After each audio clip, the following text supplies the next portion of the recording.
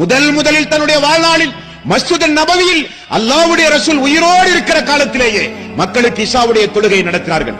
தக்பீரில் மக்கள் எல்லாம் அந்த அபூபக்கர் சித்திக் அவர்களை பின்தொடர்ந்து நின்று கொண்டிருக்கிற காட்சியை வீட்டினுடைய திரைச்சீலையை அகற்றி ரசூலுல்லாஹி ஸல்லல்லாஹு அலைஹி வஸல்லம் அவர்கள் பார்த்து சிரித்தார்கள். மூன்றாவது முறை மயக்கமுற்று எழுந்து அவர் பார்த்த காட்சி அந்த காட்சி. ஃபضل இப்னு அப்பாஸ் அவர்களையும் அலி ரலியல்லாஹு அன்ஹு அவர்களையும் உடனே அழைத்தார்கள் ரசூலுல்லாஹி ஸல்லல்லாஹு அலைஹி வஸல்லம். இருவரும் ஓடி வந்தார்கள்.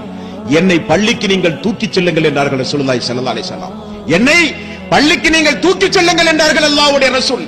ஆயிஷா ரலியல்லாஹு அன்ஹா அவர்கள் குறிப்பிடுகிறார்கள், ஃபضل இப்னு அப்பாஸ் அவர்களுடைய தோளிலும் அலி அவர்களுடைய தோளிலும் அல்லாஹ்வுடைய ரசூலுடைய கை இருந்தது. இரண்டு பேரும் ரசூலுல்லாஹி ஸல்லல்லாஹு அலைஹி வஸல்லம் அவர்களை நடத்தி செல்லவில்லையாம், தூக்கிச் சென்றார்கள் பள்ளிக்கு.